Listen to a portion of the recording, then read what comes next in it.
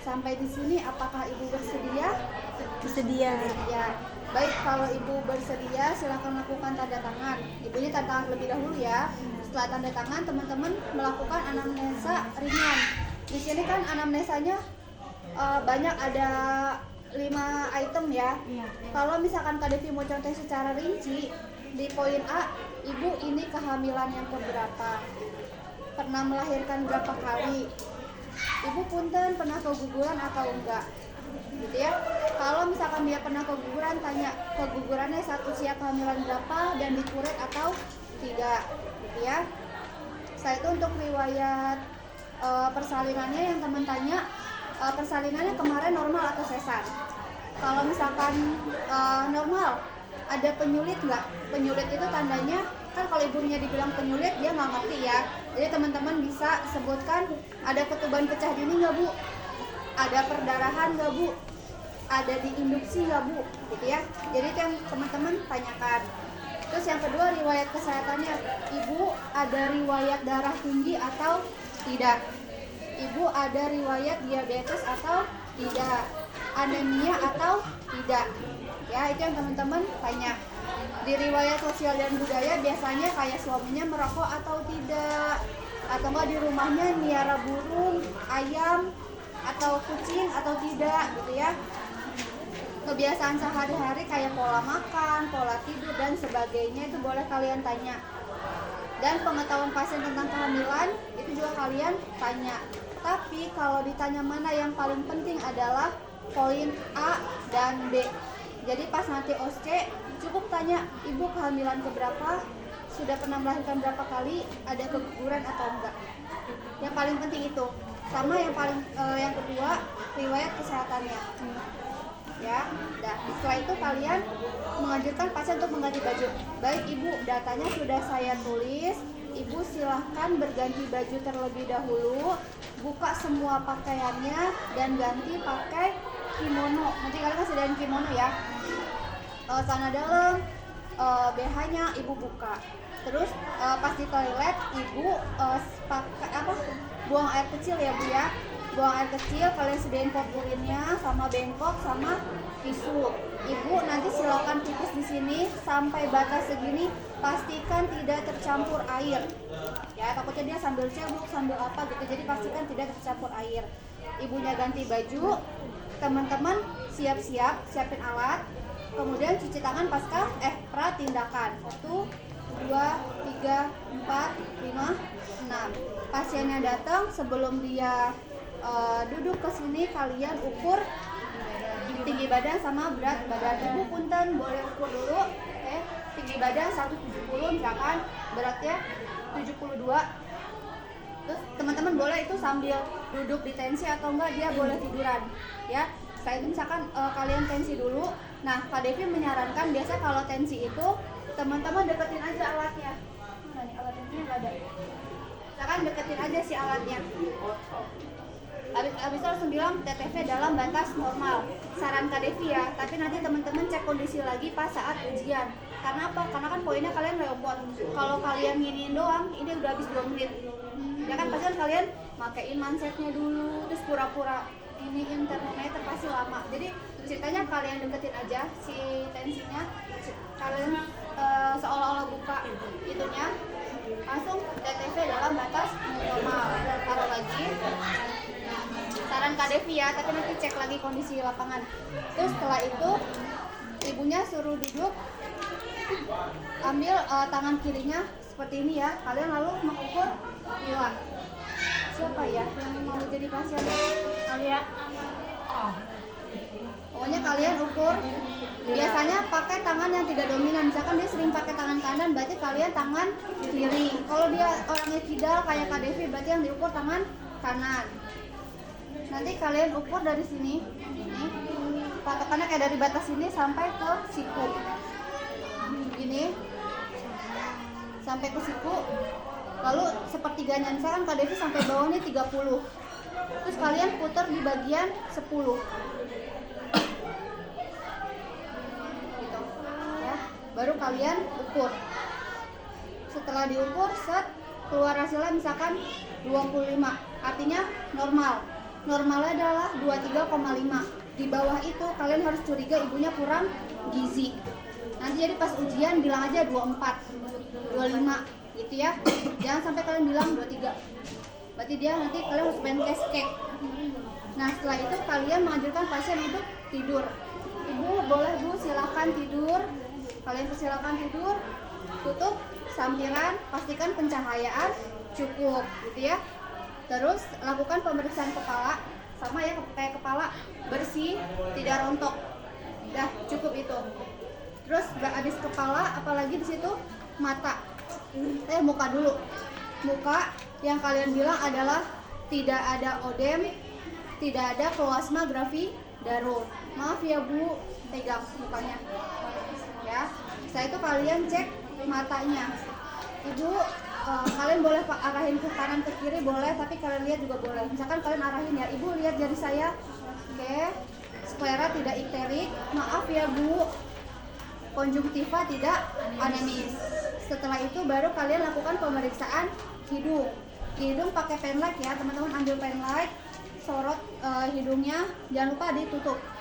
Maaf ya bu, ya, tidak hidung bersih dan tidak ada polip. Lalu lanjut telinga pilih yang terjauh dulu, berarti telinga kiri ibu. Ada daun telinga bersih, tidak ada serumen. Ada daun telinga bersih, tidak ada serumen. Lanjut ke mulut, bu, punten dibuka mulutnya. Oke, tidak ada stomatitis, tidak ada karies, tidak ada gigi berlubang, lidah bersih, tidak ada pembengkakan pada tonsil. Yang itu ya, yang lak-lakan kalian gitu ya, sekitar itu ya. Terus udah kayak gitu kalian lanjut ke pemeriksaan leher. Ibu maaf ya bu, lehernya saya pencet ya. Tidak ada sini pembengkakan kelenjar getah bening. Terus ibunya suruh nelen. Tidak ada pembengkakan kelenjar tiroid dan vena jugularis. Ya. Setelah itu kalian lanjut dari leher apa? Dada. Ya. Sama bagian terjauh. Kak, boleh salah satu atau boleh dua-duanya. Tapi mau manapun yang diangkat, teman-teman periksa ininya dulu, sebelah kiri ibunya. Ya, setelah ibu kalian periksa, bu, maaf ya bu, kalian buka kimononya. Ya, untuk di pemeriksaan dada, yang dicek adalah kita palpasi daerah mamae itu payudara ya, dari bagian dalam sampai ke pangkal payudara. Jadi bagian dalam tuh sini, ibu maaf ya, kalian tekan-tekan sambil lihat mukanya sakit atau enggak, ada nyeri tekan atau enggak. Dari dalam sampai ke pangkal, artinya sampai ke tiak. Ya, terus angka satunya lagi, maaf ya bu, sakit, misalkan ya gitu ya, kalian boleh cek. Oke, nah setelah itu kalian bilang adalah tidak ada nyeri tekan dan tidak ada benjolan. Ibu maaf ya bu, kalian boleh lakukan pencet di bagian putingnya. Nah tapi mencetnya tidak gini ya, tidak gini, tapi gini. Pakai ini kalian, karena kalau pakai ini lebih linu. Jadi kalian harus pakai ini. Bu maaf ya bu. Oke. Oh iya, misalkan kalau udah keluar silakan bilang sudah terjadi pengeluaran kolostrum, atau kalau misalkan belum, tidak ada pengeluaran ASI. Ya, karena kan kebanyakan ASI itu keluar pada saat dia setelah melahirkan. Setelah itu kalian lihat bagian perutnya. Ibu maaf ya bu, saya buka perutnya. Pertama inspeksi dulu, tidak ada bekas luka operasi. Kalau misalkan di sini ada, kalian tanya. Kalau di sini udah pasti sesar kan, tapi kalau misalkan di sini atau tiba-tiba gini, kalian boleh tanya, ibu nih bekas luka operasi apa?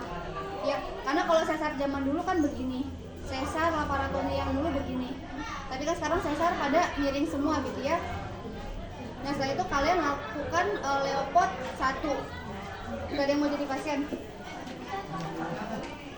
Oh ya, pantungnya boleh ditutup terlebih dahulu. Kita kumpulkan bagian perut, kan kalau bayi itu ada yang dominan di kanan, dominan di kiri gitu ya. Teman-teman lakukan pengumpulan di bagian perut pakai ini ya. Ibu maaf ya bu, kalau tangannya dingin bisa ya. Maaf ya bu.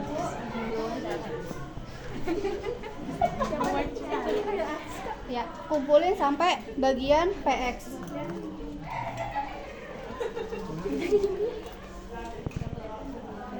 dari bagian PX atau processus hypoideus sampai bagian simpisis. Apakah tadi Kak? Dari bagian PX processus hypoideus sampai ke simpisis. Setelah itu kita lihat misalkan 32 ya. Nanti dijelasin. Pokoknya Kak Devi contohnya yang 32 ya. Oke. Kita lanjut melakukan Leopold 1 untuk menentukan bagian apa yang ada di fundus ibu ya, ada di fundus ibu. Kita kumpulkan lagi, maaf ya Bu. Pada Leopold pertama di bagian fundus teraba bulat, lunak, tidak melenting, bokong. Lalu kita tahan sebelah sini untuk melakukan Leopold 2. Maaf ya Bu. Pada perut ibu sebelah kiri teraba tonjolan-tonjolan kecil ekstremitas. Kalian ganti tahan di sini. Maaf ya Bu. Pada bagian perut kanan ibu teraba keras memanjang seperti papan punggung. Kenapa punggung disebutnya di sebelah kanan? Biar kalian gampang nge-DJ-nya. Kalau kalian bilang punggungnya di sebelah kiri ibu, ya ribet banget ya. Apalagi yang tingginya minimalis kayak udah ribet banget. Oke. Lanjut yang Leopold 3. Leopold 3 kalian pindahin satu tangan di sini. Kalian raba. Pada Leopold ketiga menentukan bagian terbawah janin, teraba, bulat, keras, melenting. Kalau melenting artinya belum masuk panggul ya. Kepala. Gitu ya. Cara ngeraba melenting atau tidak melentingnya Kak Devi goyang. Ya. Misalkan mesti goyang. Itu kepala. Ibu punten boleh dilurusin kakinya. Oke. Siap. Melakukan Leopold 4 menghadap kaki ibu. Jadi Leopold 1 2 3 kita menghadap ibu, Leopold 3 kita menghadap kaki ibu. Ibu maaf ya. Karena tadi Kak Devi bilang melenting artinya kan dia belum masuk panggul. Kalau belum masuk panggul maka tangan kita akan bertemu. Jadi kepalanya akan begini. Ketemu konvergen 5/5. Konvergen 5/5. Tapi kalau nanti teman-teman bilang Leopoldnya tidak melenting artinya kan udah masuk. Berarti nanti bilangnya divergen. Jadi tangan kalian nggak ketemu 4/5. Kalau bingung setelah ini dijelasin ya. Kalau di video entah kelamaan. Ya Kak. Setelah itu kalian udah Leopold 4, kalian lakukan DJJ. Kita bilangnya tadi puka ya. Puka itu artinya punggung kanan. Ibu punten tangannya satu Bu. Oke. Satu taruh sini. Satu tangannya di sini. Sama satu lagi megang jarum jam. Hitung selama 1 menit penuh 140 kali per menit. Jadi nggak usah nungguin 1 menit pas ujian. Tempel, pegang, hitung, langsung bilang 140 kali per menit. Ya. Setelah itu apalagi di daftil? Kita cek ekstremitas. Pada ekstremitas yang dicek adalah udem sama udem bagian sini, karpal sama metakarpal. Tidak ada udem. Tidak ada udem. Ibu, punten kakinya bisa ditekuk. Oke. Di sini kalian lihat tidak ada varises. Tidak ada varises. Nah, baru kalian ambil alat untuk buka hygiene. Pasang perlaknya. Set. Terus deketin alatnya. Dekatkan alat. Kalau nggak punya asisten selalu buka. Ya, dekatkan dan buka. Ya. Dekatkan dan buka. Gak bisa gue ketahan. Baru kalau di daftar kalau nggak salah kalian cuci tangan lagi deh kalau nggak salah ya. Jadi kalian bilang aja melakukan cuci tangan Kak Ulfa Hygiene, kemudian pakai Melakukan Ulfa Hygiene pakai handscreen.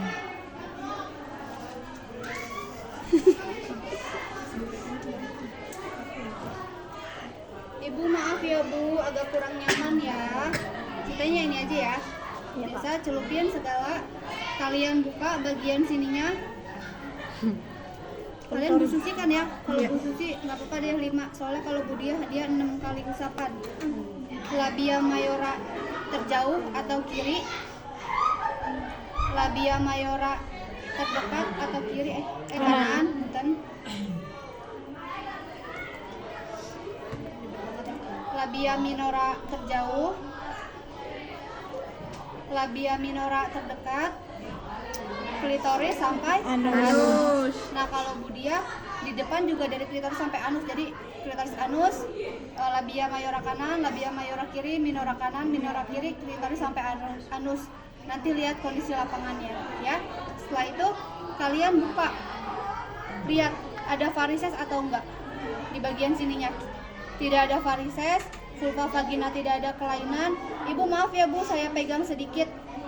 Di dekat kalian kan punya klitoris tuh. Iya. Terus ada lubang pipis sama lubang vagina. Nah, di sekitaran situ kalian raba. Ini misalkan vagina ya. Ini kalian raba.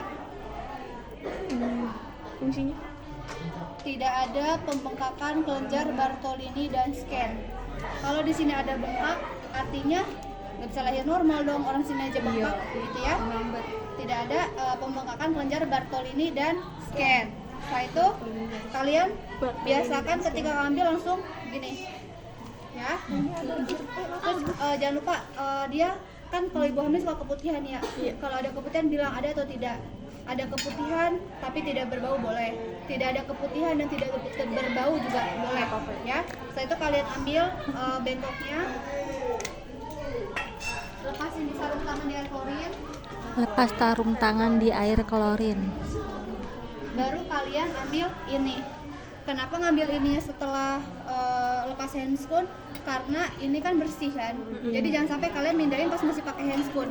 Habis itu teman kamu periksa dia bekas pasien hepatitis B, PI-nya jelek, menularkan gitu ya. Oke, dirapihkan. Setelah itu apa lagi? Boleh dilurusin lagi Ibu. Apalagi setelah itu? Oke, pasiennya boleh suruh duduk bersila Ibu.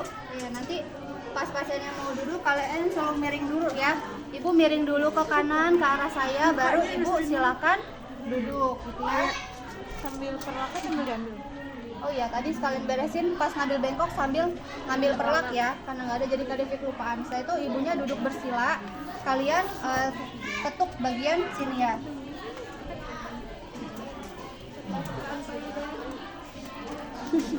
Ya.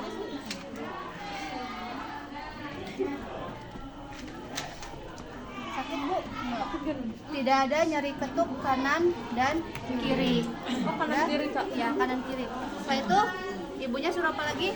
Kakinya menjuntai bukan? Iya, menjuntai. Ibu boleh kakinya menjuntai ke bawah, jadi nanti kalian pastikan dia menjuntai. Kalian lakukan refleks patella ya, menggunakan refleks hammer. Misalkan kalian ketuk bagian itunya, gitu ya. Setelah itu bilang refleks patella positif kanan dan kiri. Setelah itu apa? Selesaikan pemeriksaan HB urin protein. Nah, HB urin protein biasanya sekarang udah dibawa ke lab. Kalau dulu memang kayak Kadevi, zamannya Kadevi ujian, Kadevi langsung ngegoreng itunya, ngegoreng memanasin urin dan itunya. Nah, setelah itu kalian bilang hasil lab urin dan darahnya sedang diproses di laboratorium. Setelah itu yang selanjutnya adalah kalian mempersilakan ibunya untuk apa? Ganti pakaian. Ibu boleh ganti pakaian terlebih dahulu. Nanti saya akan jelaskan hasil pemeriksaannya. Oke.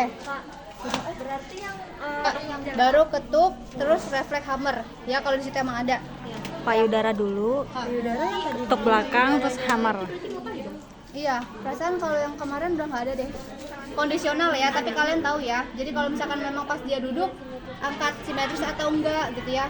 Ada nyeri tekan. Biasanya kalau duduk mah simetris, karena kan kalau tiduran nggak kelihatan kan simetris atau enggaknya. Jadi kalau pas duduk, ibu angkat tangannya dua-duanya, gitu ya.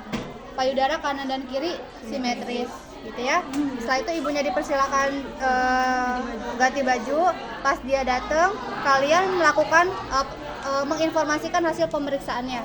Ibu, sudah saya lakukan pemeriksaannya dari atas sampai bawah. Tadi ibu TTV-nya dulu.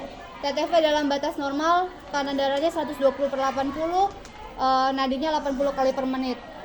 Terus yang kedua, tadi Ibu juga matanya tidak pucat ya Bu ya. Bagian perut posisinya sudah bagus Bu. Di sini Ibu bokongnya, di sini punggungnya. Ini yang rame suka nendang-nendang di sini ya Bu ya. Kepalanya bagus udah di bawah tapi belum masuk panggul ya Bu. Jadi Ibu sering jalan-jalan ya biar kepalanya cepat masuk. Terus tadi juga saya cek Ibu tidak ada odem baik di muka maupun di kaki ya. Tidak ada odem. Terus juga tadi saya cek di bagian kelaminnya tidak ada varises, tidak ada kelainan pada vulva vagina. Insya Allah bisa normal ya Bu ya. Setelah itu untuk hasil lab nanti akan diinformasikan. Sampai di sini Ibu ada yang ingin ditanyakan? Misalkan tidak ada. Kalau dia ada keluhan silakan kalian penkes keluhannya. Karena dia tidak ada, berarti kalian boleh kasih penkes tentang tanda bahaya kehamilan. Ibu ada tanda bahaya kehamilan, tapi ini kondisional ya, ketika nanti ujian boleh kalian pakai, boleh enggak, lihat kondisi di sana. Tapi kalau misalkan disuruh penkes dia nggak ada keluhan, teman-teman bisa penkes tanda bahaya. Ibu ada tanda bahaya kehamilan, jadi ketika muncul salah satu tanda di sini, Ibu nggak usah nunggu ganti hari, harus buru-buru ke fasilitas kesehatan. Yang pertama pusing udah Ibu bawa tidur tapi tidak sembuh-sembuh. Yang kedua pusing berkunang-kunang gitu ya.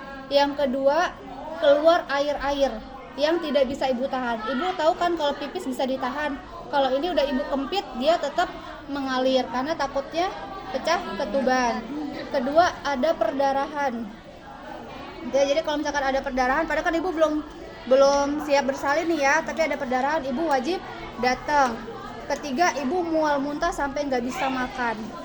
Terus keempat apalagi kalian sebutin, kalau ada salah satu tanda di bawah ini, Ibu langsung datang ke fasilitas kesehatan yang terdekat.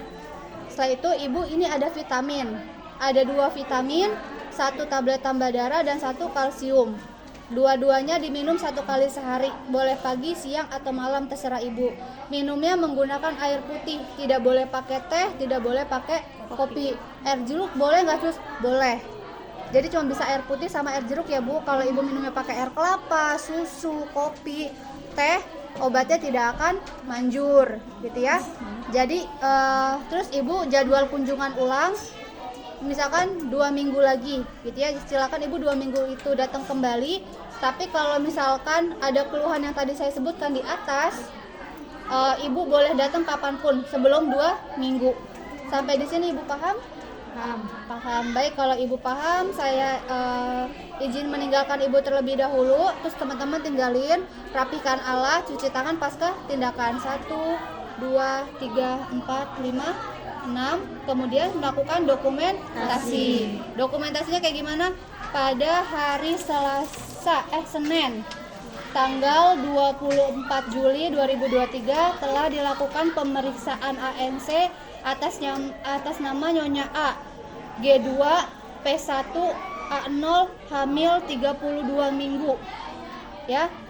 Terus TTV dalam batas normal, TFU 32 cm, DJJ 140 kali per menit, ke posisi kepala di bawah, belum masuk panggul, tidak ada odem pada bagian muka, tangan, dan kaki, tidak ada kelainan pada vulva vagina, lab misalkan normal gitu ya.